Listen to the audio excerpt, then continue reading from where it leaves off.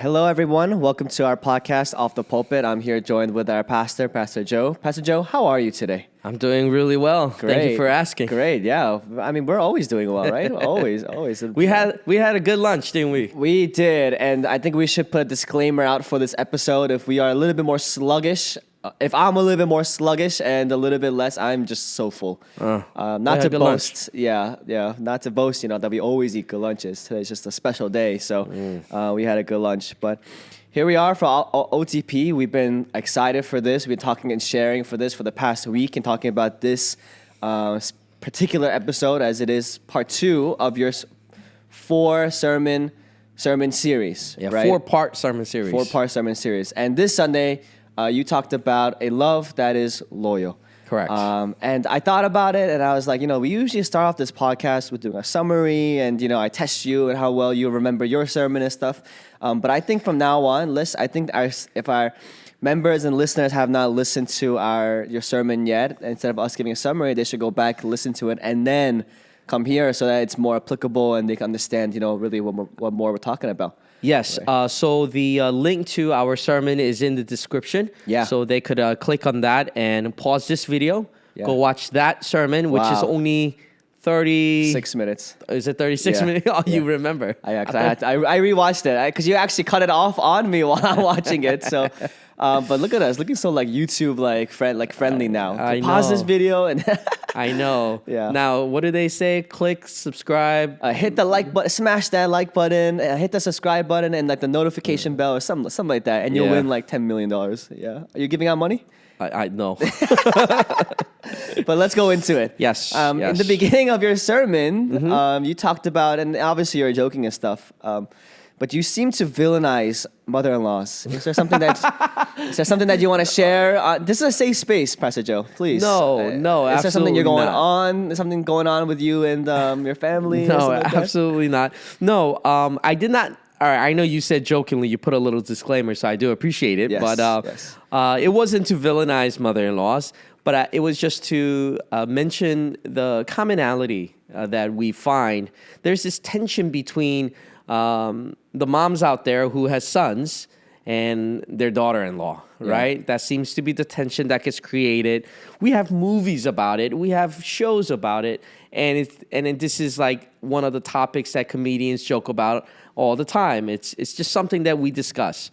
Like even in our church setting, the commonality within our young couples is, talking about their mother-in-laws and how difficult it is. But anyways, it wasn't to villainize them. That's why I gave that little antidote of a scientific research. Yeah, that really long and scientific. It sounded very scientific. Well, do you remember it? So it was a study. It was a report on what they call male microchimerism. Okay. Microchimerism. I Sounds don't even right. know if I'm pronouncing that word right, to be honest. I couldn't even find a proper pronunciation to it. But it's this DNA cell that they find. It's a DNA cell of their son within the body, in the organs of the moms. And this comes about during their pregnancy, and then it remains within them until the day that they die.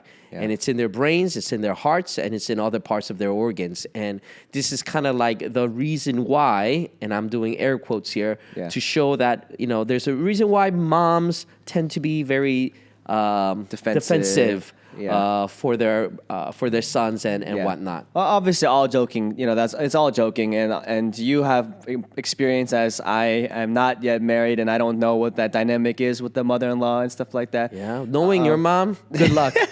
Good luck to you, sir. Not to me. Good luck to my future wife. Good luck to her. No, trust me. Good luck to you. You being stuck in between, let me tell you, it's not easy. Oh, gosh, yeah. But I think it's a smooth transition because you brought that up because the main passage for our sermon, for your sermon here this week was the story of Ruth and Naomi. Right? Yes. Where it's the relationship between a daughter-in-law and a mother-in-law. Right. And like you explained, It's usually high tension. It's a lot of, you called it what, monster-in-law or something like that? Tumultuous. You use all these big words for some reason all of a sudden. For sure. But in our story, in our passage with Ruth and Naomi, it's actually the opposite. Where they don't show any signs of, tension and fighting. But in fact, the whole main point of it is the loyalty, the love, that is shown in that passage, right? Absolutely. Yeah. So that's the beauty and the wonder of that particular story, the narrative of Ruth and Naomi, is that Ruth had no reason to remain. She really had the absolute freedom to go back to her homeland. She had the freedom to go back and try to, she was young enough, I would assume, to restart her life. So she could have gone back just as her other sister-in-law, Orpah, did. Yeah. But Ruth decided to remain with Naomi, knowing that Naomi was alone, that she was a widow. Yeah. And Ruth decided, you know what, I'm going to stay here. And that's the famous quote from her: I will go where you go. I will stay where you stay. I will lodge where you lodge. Your God will be my God. Yes. Yeah. And then it's a powerful, powerful message. Yeah. And we're going to kind of go into that here today, the idea of loyalty. Sure. And I think for me personally, last week, the person who texted me in the middle of our podcast, he said, don't use me anymore. And so I'll just use me for now. But me personally, I felt like it's a little hard for me to kind of put love and loyalty together. And I'll explain the reason why. I'll tell you why later. oh gosh, yes. That's the point of this podcast, right? For all of us to learn. No, but I think for me, it's hard to put that because in a lot of times I hear about situations, these scenarios where loyalty is one of those things where it's like pushed on us. In a sense, even maybe we could speak more on this, like this work culture, this Korean culture, the ministry culture, right? Where loyalty is something that is expected. But when we see here in Ruth, she was loyal out of love, right? But I feel like, and so what I'm trying to say is that I feel like a lot of times loyalty is not out of love, but it's out of obligation. Right. Of what's required of you. Let me explain what's happening here, because what you are explaining, and this again, I think is just, this is just my perspective. Yeah. What you're explaining to me is that you have made a distinction between what loyalty is versus what love is, and those two for you are do not coexist. Yeah. They are two separate ideas or expressions, right? Yeah. Completely. Yeah. Therefore, it's hard for you to see why loyalty mixes in with love. Yeah. But I jokingly said earlier, I know I could tell you why. It's because you're not loyal. But that is far from the truth. I kid. But there is in the love is. Because love is not just this one easy thing for us to understand, right? Yeah. Love encompasses just so many other feelings and emotions, and it's just this gamut of a lot of things. Yeah. And one that is included is definitely loyalty, because loyalty is not. Sure, a person can choose to be loyal because they want to be perceived that way or want to. For whatever reason they want to be, and then they could choose that. But if just being loyal is one thing, but being loyal because you love that person, that's where the distinction is made, and that's what we see within the story of Ruth. Yeah. And I get that. I get it in like a relational way. I get it in like a friendship way, right? Like, for marriage or like when you're dating or someone, like you want to be loyal to them for many reasons, but the main, I hope that the main reason is love, right? Yeah. But I'm trying to see it in a sense of, and I guess more specifically for like a work culture, right? Like, let's say you're working at a place. Let's say for me, right? I'm working here, and I've been here. Here we go. I'm treading like dangerous waters here. I'm trying to get as hypothetical as possible so that there's no like underlying. I told you, everyone, he's not loyal. You know what? I guess this is the only place to put it. I had to hand in my resignation in my pocket right now. It's over. No, but I think in as many sense of like work, I find it's hard to be loyal in that sense because you love like the job. You know what I mean? And in those cases, and we're gonna touch upon that later in a sense, but I think in a relational way, I completely understand. And I think that should be what it is, right? And when you love, your significant other, when you love your friends, you love your church, that kind of stuff. Yes. It's easy also as well. And I touched on this in the sermon too, because I talked about the negative connotation of loyalty. Yeah. Right? I talked about loyalty that we find in our families. Yeah. Right? Like, blood is thicker than water. Yeah. And families kind of guilt trip their own members in doing whatever they need them to do. We find this in business because of the competition. Yeah. And then I think I mentioned church next, and how we find loyalty being used against people, and whether it be members or even ministers. Yeah. And then it creates this negative connotation. Yeah. And that's not the loyal love that we find in Ruth. Yeah, exactly. That's just simply human loyalty. And in that we find abuse, we find corruption, and we find all that's wrong with it. Yeah. But in the very essence of who God is, as a loyal individual, as a loyal God, I should say, how the example I gave was how he showed that khesed, love, that loyalty to Jacob, to Israelites. That's what we find. And that happens to be the same type of loyalty that we see in Ruth in expressing it toward her mother-in-law. Yeah, and I'm glad you brought that up, because I think that will kind of, I think this podcast is going to be a lot of us sharing, and kind of having this conversation here. And I'm sure a lot of the, next generation, the next man up people can kind of relate with me in that sense of, because we've had these conversations before in the past too about loyalty.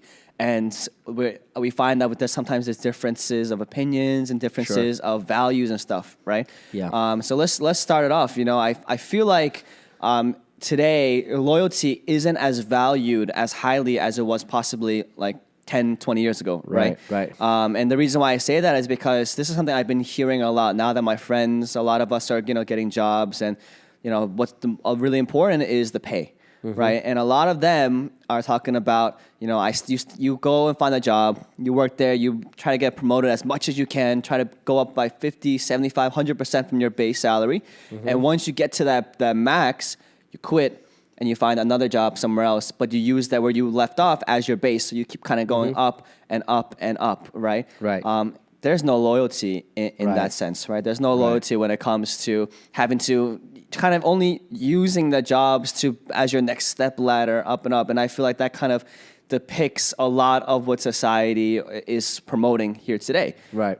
And that's why I feel like it doesn't value, society doesn't value loyalty as much. Absolutely. And you're right, because that is exactly what we find happening in society and our culture today.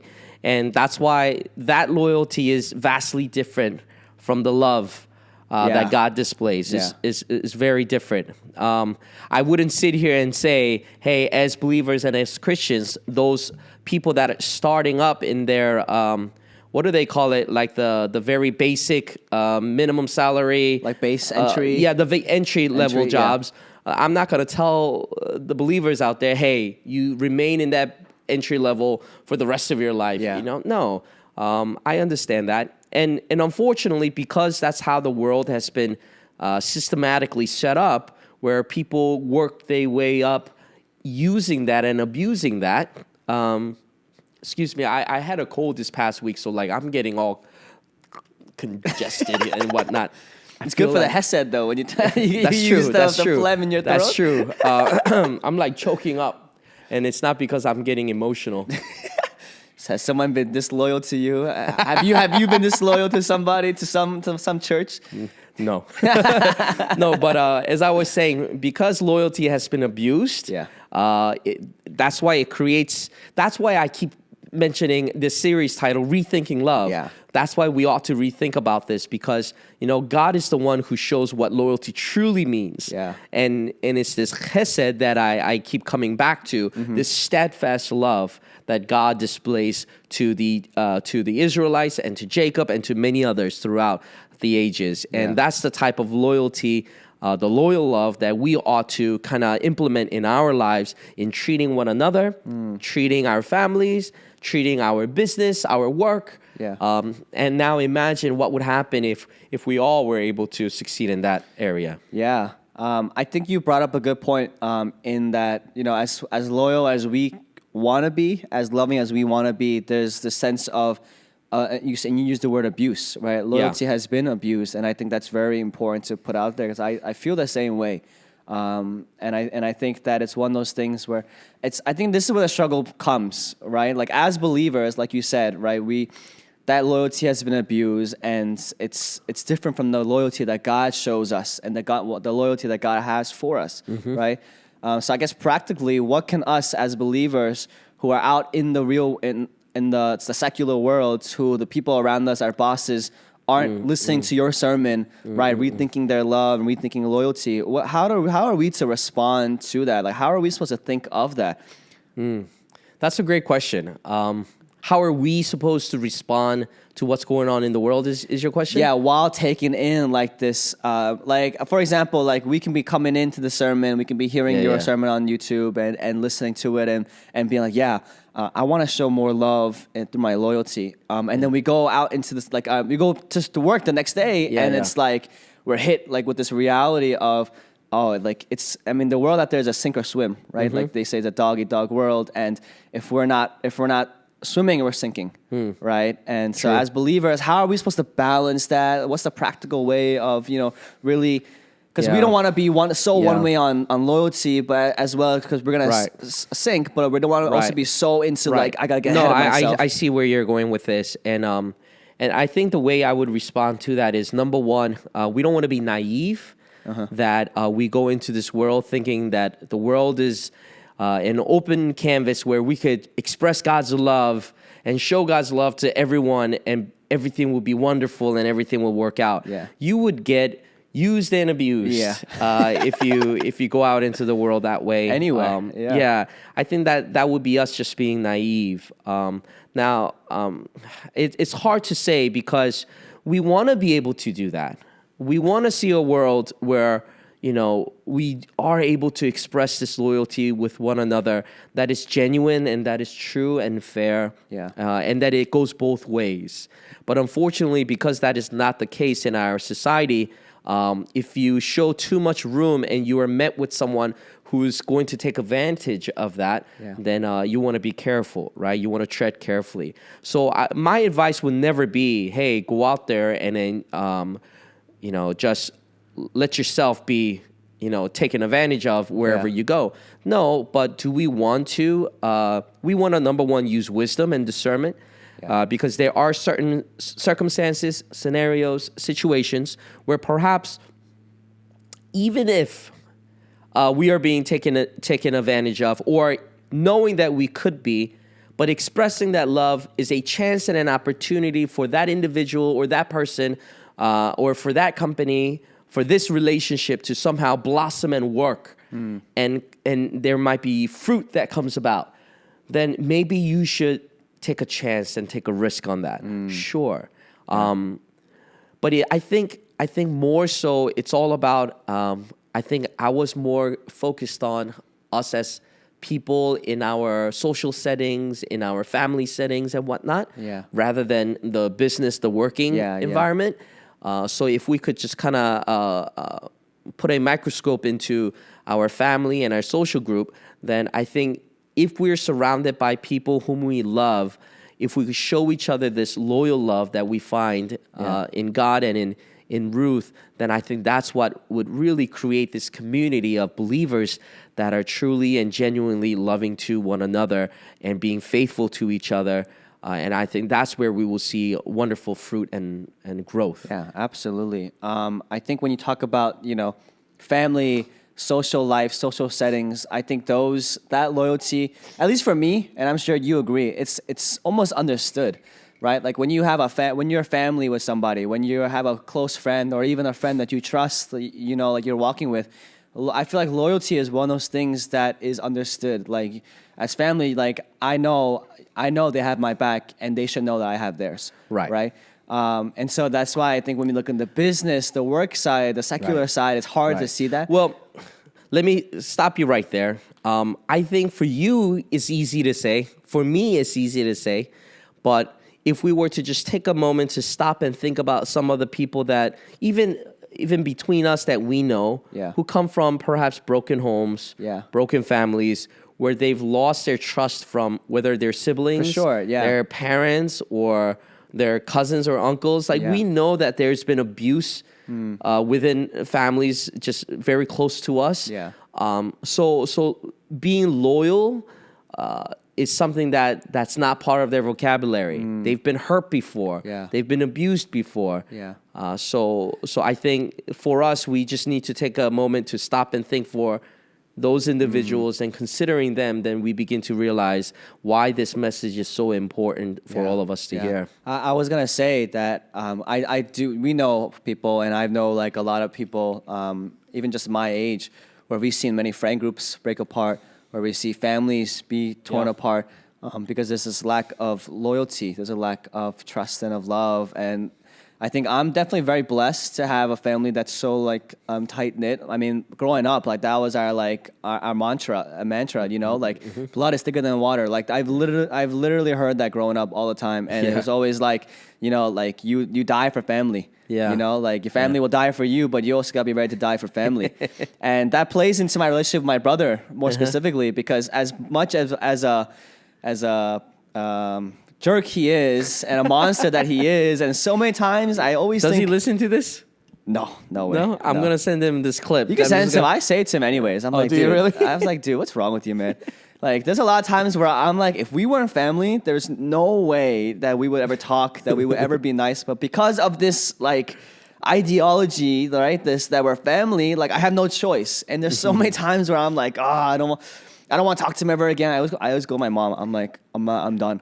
I'm not talking to him anymore. Like, if he ever wants to talk to me, I'll talk to you, you talk to him. Or he talks to you, you talk to me. And then I always, at the end of the day, this, like, the blood is thicker than water. Like, it always comes back, and then I'm like, fine. But you do realize, because you guys are family, that tension comes about. Like, he probably wouldn't treat his friends that way. True. And you wouldn't treat your friends the way that, you know, because it's family. But I think, like you brought up a good point. For me, you know, my friends, we go a long way out together too. And we've been through a lot of stuff, and I'm very blessed to have people who are very loyal to me. And I think, you know, contrary to what you're thinking and saying here, I like to believe I'm a pretty loyal person. No, you are. I'm just kidding. I'm just joking around. No, I'm kidding too. I know. I think everybody here knows. I mean, we're gonna talk about our personal, you know, work stuff in a bit too. To go into it for sure. But I think there are a lot of people listening, and we all know people who have gone through that. So I think, for that sake, for sure, like for those people as well, there needs to be a rethinking of this loyalty. So I think I was taking that kind of for granted, honestly. Yeah. So I think, thank you for like bringing that up. Yeah, and loyalty is also big in our culture, right? You know, we're Korean Americans here, and within our heritage, loyalty is a big thing. Sometimes good, sometimes bad. Yeah, I think I used to work at like this chicken shop. I used to work at these like Korean like food. I worked at another like sushi place and stuff like that. And there were a lot of times, more often than not, where like Koreans will come in, and they will come up to me, and they will like expect a little bit more like special treatment, just because, you know, and this Koreans. Is why, like, you know, we jokingly talk about how, you know, like sometimes, you know, Korean people are the most racist people, or you know how we like mention that because, you know, we treat of our kind a certain way because of the sense of loyalty. You know, and just like you mentioned as an example, there's that expectation. It's almost like an entitlement. If and I think that's where the whole loyalty gets abused, and you know, it's all corrupted. So let me ask you, while we're on that topic, is loyalty, and on the topic of, you know, we're talking about the biblical loyalty. Let's go back to Ruth and Naomi, right? Is that loyalty expected of everyone, or is it earned? That's a great question. Is it expected of everyone, or is it earned? Because I was reminded when you brought up, you know, this Korean culture, like a lot of people, like especially the older Korean people, where random people in the streets, and the random people, they would like expect respect. Like, well, I'll say this, and you're not gonna like the answer. I think I lean more toward I think it's expected. In a cultural setting, or just in a biblical, or just I think human? because biblical, Okay. because I'm basing off of biblical truth. Okay. I'm saying that culturally too, it's expected, because I feel like, how do you earn loyalty, right? Like it takes a long period of time to earn that trust, to earn that kind of relationship and build that up. Yeah. And so prior to that, what are you going to do? Just mistreat that individual, or make this assumption that this person will leave anytime, so you got to tiptoe around them? Yeah. Like, I think you should give that loyalty right from the beginning and have this expectation, and especially as believers, and we're talking biblically. So if I meet someone new and I know that they are a believer like me, they're a brother, a sister in Christ, then my expectation of them would be that they would show and display this loyal love. Not only to me, but to everyone around them. And they should expect the same from me, because I too am a follower of Christ, and I want to exemplify Christ. Yeah. So I would say the answer is expectation, while I know that the younger generation today will say everything is all earned. I mean, I understand that, and I think as a believer, like, how great would it be if everyone was like that, where everyone was able to, like, you would be able to give it knowing that you would get it back, right? Not only would you get loyalty, you give loyalty, you get it, but you would also get respect. You would also give respect and you get respect, right? But I think we all know, like, the world, unfortunately, isn't that way. And I think personally for me, it's one of those things where I think that the younger generation acts like we've been hurt so many times and for so long that we lost that. Right. Okay. So we got to talk about this. Right. I will speak for the young people here today. So let me try to figure out how I want to approach and attack this topic here. Because I know many friends of mine, ministers, I'll use ministers as an example, that have been hurt. They are devastated. They cry. They are in tears when they talk about it, because there was this air quote of expectation of loyalty from the older generation before them. Yeah. Because they felt loyalty was expected. And when the younger generation, my generation, didn't give it to them, or even if we did, like, we didn't receive something in return and we were hurt by that. Because, like, I think for me, you're like a third generation almost, right? Yeah, so I'm more second gen. Yeah. So for me, it was, okay, we were taught to be loyal to our parents, to the older folks, to our elders. So that's what we did. But because of our now Americanized thinking, we'll give you this loyalty. This is our culture. Sure, we'll be loyal to you. But the American side of us taught us that, okay, we give this to you, but you also have to give us something back. Yeah. You gotta teach us. You gotta raise us. You gotta equip us. You have to lead us. But instead, what we ended up getting was just getting burned out, because we were just working our butts off for them, and they shamed us using this loyalty, making us feel like we're always not trying to do it, or we're trying to get away from the hard work, and because of that toxic kind of thing that floated around, an abuse of loyalty, right? So that so many of my generational leaders have left. Yeah. I mean, they completely left. Either they left their faith, they left the church, they left something, So there's this huge gap, this chasm that has been created between the first and the second gen of us, that loyalty is the very thing that ruined it all, because there was a wrong expression of it. Yeah.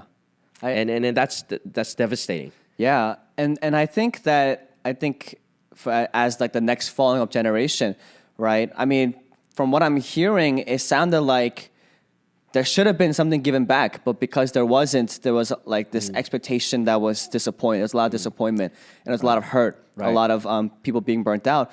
And one of my biggest concerns as a minister, like doing ministry now, is that I do not have a lot of people my age as ministers or wanting to go into ministry. Right. I mean, how many pastors do you know who are my age right now? Right? Not many, right? But then back when you were kind of starting going to ministry, it was like a whole we had a whole network of people. Exactly. And so for me, and I could be just speaking on just the Korean context, the immigrant church context, or it could be a whole a national epidemic. I want to put a little disclaimer, like a little caveat to that, because maybe perhaps some of our listeners aren't familiar with our context. Yeah. So we're talking about the Korean diaspora. Yeah. We're talking about this generation, the first gen that, so when we think about Korea today, we have this, it wasn't like this 30, 40 years ago. Korea that we know today is a vastly well-advanced country now, but 30, 40 years ago, when the first generation had originally immigrated to America, that wasn't the case. It was very traditional. It was very old, and they were still living from the ancient days of thinking and doing things. They came here with this mindset of, we just need to work hard. We carry on this American dream. Blood, sweat, and tears. And then if sacrifice. we work this hard, then we can succeed, and our next generation of young people can succeed here. And it's that mindset that they carried, and they came here. And unfortunately, given the first generation context, that doesn't easily change. So even as they have lived in America for 30, 40, 50 years, their mindset is still stuck from their past. And they believe that's the way of success. That's the way of life. That's kind of the culture that they want to continue to instill upon their younger people or the younger generation. But, here I come, where I've spent at least a handful of years in Korea, where I know the culture, I know the language, and I come here, I become Americanized, and I'm torn between the two, and I'm trying to live this life out, and I'm struggling to figure out to please them, but I also feel like this is the right way of living, and I'm trying to wrestle with this, internalize it. I want to respect them, but I also want to be respected. That's the context that we're dealing with. And you are the third generation that is coming up, watching all this take place, and you're going, well, I don't care about you guys. I'm just going to do my own thing. That is true. That is what I think. Let me just kind of go in there with the entry level, and then I'll work my way, use that to advance myself. But you do bring up a very unique perspective into this Korean diaspora story, because you are a rare breed. You are a third generation entering into the first and second gen immigrant church setting, and you're trying to survive here. And you're probably being told by some people, you have to be loyal. You can't go anywhere. But at the same time, you're being told, dude, do whatever you want. Get out while you can. So I think you bring a unique perspective for sure. I think for me, kind of just speaking on my personal experience, I've been ministering here for the last almost 2 years. But I've grown up here, and I've been here all my life, ever since I was born. So it's been 23 years, and that's why we call ourselves loyal. I tried out other churches, and something about it was just like it's not promise. It's not home. And so there's something about me that can never leave. Maybe it's loyalty. Maybe it's it's called blood. It's thicker than water. No. What's the word when you're like hallucinating? Delusion. No, I'm just kidding. I like to say that I'm like loyal, and for me, a lot of people, like especially in college and high school, they'll be like, why are you going? Because for people who know our history of especially even for PIF. It was a rough beginning for a very long time, where there was community was very scarce. It was very just dry, and a lot of it felt like it wasn't like we would call and describe it a glorified youth group, right? And for a lot of people, a lot of my close friends were like, dude, like you should go. You should get out. You should go and try other places who will actually pour out into you, and it'd be better for you. You'll be happier and healthier spiritually. And a part of me was like, I can't leave now. Like I can't leave. If I leave now, then if I leave it in the context and the way that it is now, then I gave up on my church. Right. I gave up on my people.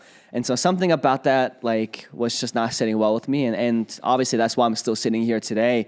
But I think now entering into this ministry aspect of it, I see the first gen and I see all the work and the sacrifice and the blood that they put in. I have the utmost respect for the trailblazers, right? For the people who have really dedicated their whole lives. And they're the reasons why churches, immigrant churches especially, have been flourishing for as long as they have, right? Without them, there will be no us. Right. And I think anybody can agree with that.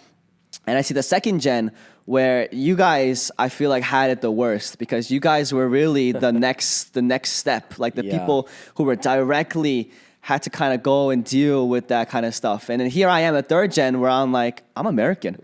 You know, I have my ideas and I'm just going to do what I want, like you said. And a lot of times I feel like because I'm more in the culture, where I'm more in the society, where I'm on Instagram, where I'm on TikTok, I know what the kids are saying. I know how the kids are feeling and thinking because I was there. You know, and I'm sure your childhood, you remember very very easily. But it not the same because the culture has changed a lot, right? And so in that way, I feel like I bring more to the table, in the sense where like relativity and stuff. And I know that will fade when I get older. The next generation will be the more relative ones, right?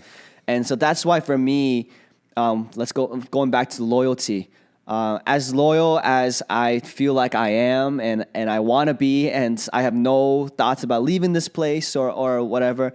There's always that like third gen American like inside of me where it's like now the culture is all about self-care, right? Think about yourself, do things for yourself, be happy, do things that make you happy, and that plays into your mind a lot. For sure. And there is importance in that, because we don't want to downplay that and make it seem like, oh, that's a wrong way of thinking. That's not necessarily true.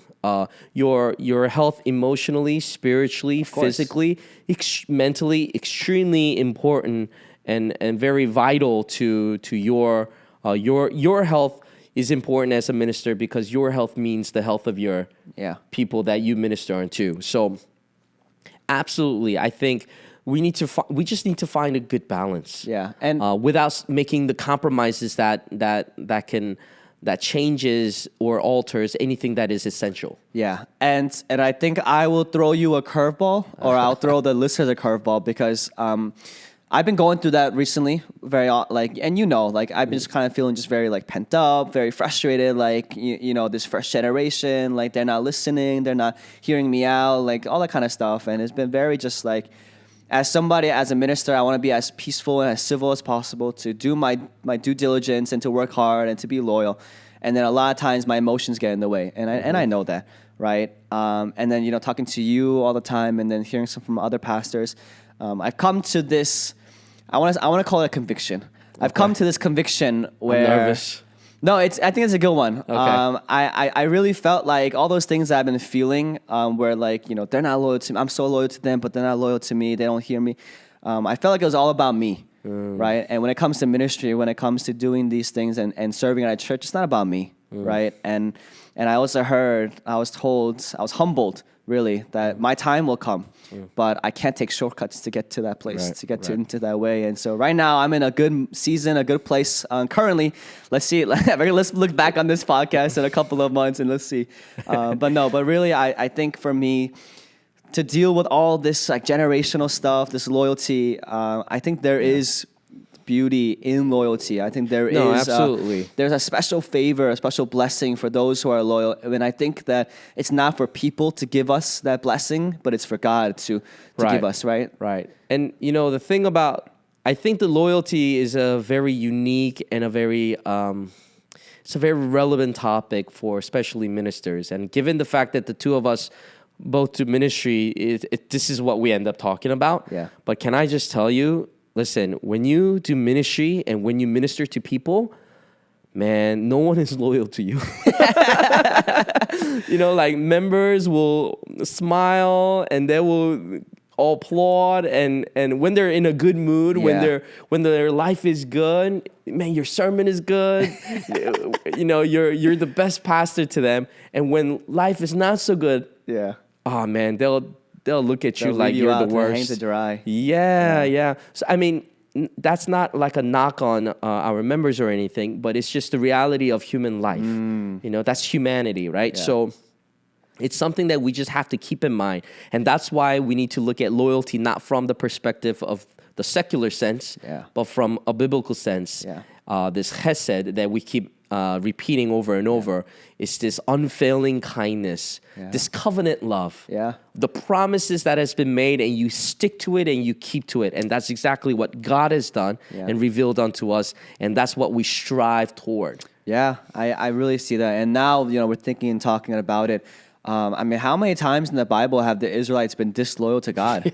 Like and God has still been loyal. He's still been faithful. He still is a promise keeper, a covenant keeper, right? And I think that's kind of the goal that we should be striving towards, right? Like, no matter how many times people are going to hurt us and leave us and stab us in the back and stuff like that, I think the goal should always be for us to strive towards that loyalty. Right? But let me ask you, that loyalty, and when it comes to anybody, not just ministers, is it more of a character thing, or is it more of like a value that you learn? Like, is it something that someone's born with, or is it something that, it can be learned and grown and trained?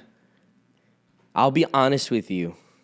I don't have an exact answer, but from my experience, I think it's something that I learned. I want to say it's something that is more innate, because I did mention, this loyalty love is within us as creation of creatures of the Creator. Like we're made in His image, so there's a reflection of that, a shadow of that within us. But like for me, in my case, like I you probably know me best, where like I could. If I stop caring about you, like if you do something wrong against me, like I will sever that line, and I could turn around, and I will never think twice about you, as anyone would. Right. So that's the sinful nature of me, right? But I learned loyalty when I started to see what people are capable of when they truly express this Christian love. Like I come back to this story all the time where, when my family was struggling severely financially in our church, like back home, that is, we were having a very difficult time. We had lost our building. We had lost 95% of our members. When I went through that whole ordeal, it was very tough, but someone decided to show us this love, and because they trusted my dad, and there was this loyalty between the two, there was this support financially and support, through prayer and through all sorts of different ways. When I saw that take place, it gave me hope for humanity. It gave me hope for believers. Oh, that's what it means to be a believer. That's what it means to be a Christian. And after seeing that and experiencing that, I mean, that's when I was like, that's the type of, that's what I want to display. I want people that meet me, that come to know me, to know I will always be there for them. I will do whatever I can for them. And I will make sure that they know that I will be loyal to them, do you know about that story? Like, I didn't go into details, but do you know what I'm talking about? Yeah, I do. Yeah. This is about this church. Yeah. Okay. Yeah. Maybe for another time. Yeah, I know. And I think that like type of loyalty is really something that, but I feel like, you talked about, you explained that like when that happened, you had hope and faith in humanity.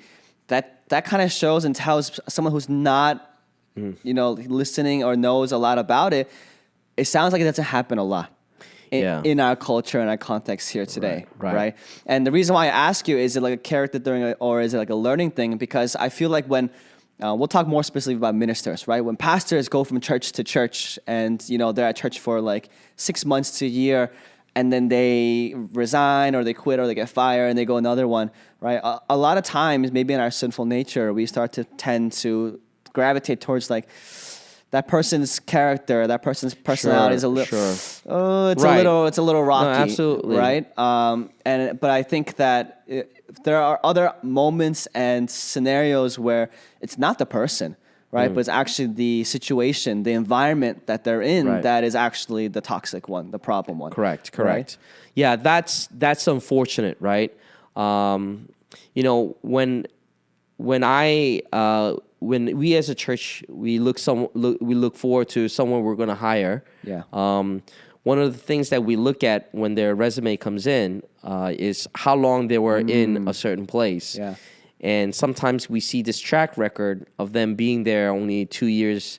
Every 2 years, they seem to be moving churches. Yeah. And when we see that kind of pattern, then we as a board and as just decision makers, we definitely question it. We're like, what's going on? Yeah. And that becomes part of the question in the interview. Like, why did you leave? What happened? Yeah. And that's why we hear that story. And if we realize that it was like a circumstance matter, it was circumstantial, then we try to be open to the idea that, it's not a character issue, but something that was out of their control. Yeah. Because that does happen, right? Yeah. Oh, yeah. So we want to be understanding of that, but definitely, for sure, that is something that we look into and we worry about. Yeah.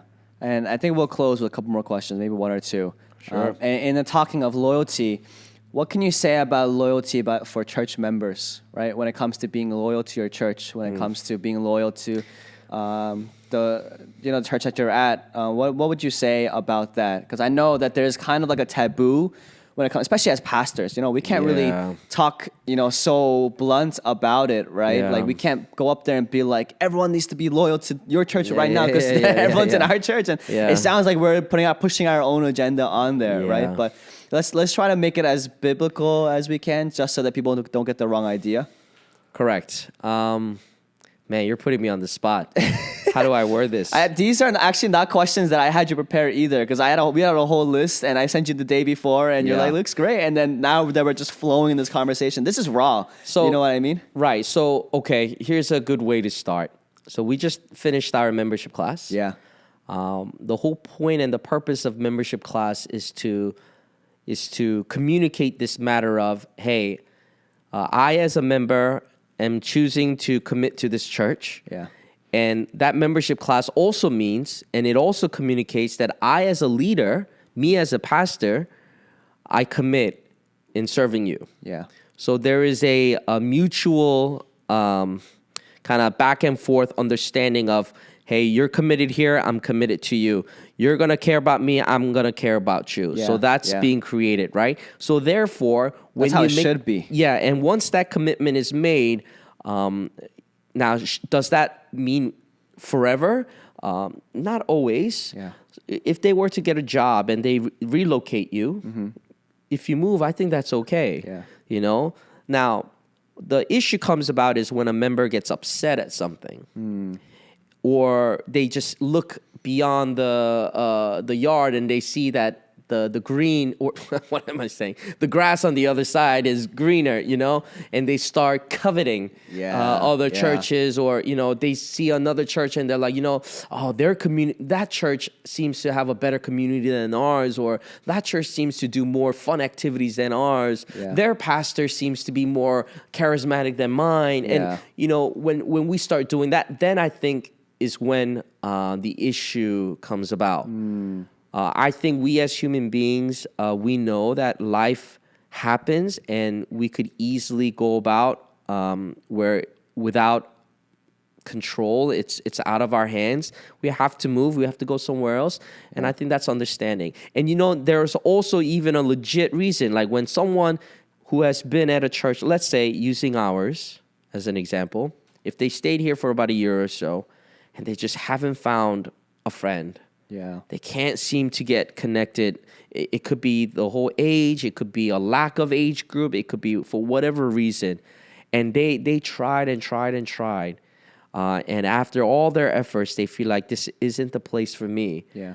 I see a reason to leave, for sure. As long as they go to a church, they go to a God-believing, gospel-preaching church, I say, sure, because this isn't the only community for them. Yeah. And if they could find a place that they can find comfort and where they can truly blossom and grow, and if they're not growing here, by all means. Yeah, and I think that's important for us as pastors to share that because, like I said, there's a taboo of where people are like, Right. oh, if I leave this place, if I leave this church, like I'm going to get excommunicated. Nobody's going to ever talk to me. Like I lost a family. But I think we've had many members. Yeah. I was about to say, I've had individuals whom I've suggested, I think it's time for you to go. Yeah. I think it's okay for you to go. Yeah.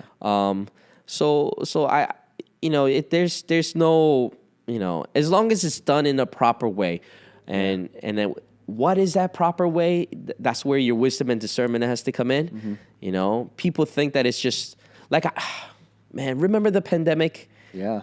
That was like an opportunity where so many people either left or, that was an opportunity where I've had many conversations with our members where they felt like, well, I don't think anymore this place is for me. Yeah. I think it's time for me to go check out other places. Man, that was a painful time. Yeah. But, we just got to be able to use our wisdom and discernment to find the right timing, the right words, and do so in a manner that is going to be fitting for both parties. Yeah. But that's hard. Yeah, it is for sure. And I'm sure as like a pastor who was going through the whole pandemic, I mean, it's not just churches, but it was a lot of people changing a lot of things. I mean, a lot of people took gap years of school. A lot of people had to quit their jobs and go somewhere else. A lot of people to relocate. So there's a lot of change that happened in the pandemic. And for our context, God has really blessed us throughout the pandemic. Like, and, I also have to think about, well, who's to say I'll be here forever too? Yeah. What if God calls me elsewhere? Yeah. What if God tells me, I want you to go to the other side of the world? You're dead to us. And what if God calls me into the mission field or who knows? Yeah. And my obligation is to the Lord. Yeah. At the end of the day, right? As all of us are, right? Correct. As believers and as church members. Correct. So I think it's just a mutual thing. We need to learn to be respectful. And understand that loyalty does not end with location. Mm-hmm. Just because you're else, I live far away from my parents doesn't mean I'm not loyal to them. Yeah, for sure. So you just got to look at it from different various things in which comes into play when you think this is a complex and complicated matter. It is not a simple thing for us to. We can talk about loyalty for probably a whole season. Oh, for sure. We can go into like 12, 15 different episodes and bring up so much. But I think for the sake of our listeners' ears, they could be bleeding right now for how long this is going. But for the sake, I think what you're trying to say, I think one thing that you mentioned was there needs to be like, you tried everything, right? You tried growing a community, you tried going out and hanging out with people, right? Like, are you saying that there should be effort on both sides of the parties, and then it's okay for people to not feel like, oh, I'm being disloyal. And here's the thing: community is not. I'm just mentioning that as one, I guess, way that could be problematic. But what if let's say not our church, because it's not our church, but let's say. You as a member was part of a church, but you started hearing some heretical things on the pulpit. Yeah. And what do? Do you just stick around? Yeah. That is me right now. So what can I throw at you? Church hurt, I'm leaving. You got to think about all of that. There are many reasons for people to either stay or to leave. Yeah. And to some people, it's worth staying. Some people, it's not worth staying. Yeah. Every person is different. So we have to be considerate of all I think that for loyalty, there's a lot of discernment that comes with it. Because we could be loyal to the wrong things or the wrong people. I mean, this is like the most like far out like situation scenario, But in Korea, I know there's like that big cult kind of like documentary going around talking about the JMS stuff like that. Right. And I don't want to like say anything bad about the people who have been hurt and like those victims and stuff like that, right? But I think it goes to show like we can be loyal to the wrong things and never know.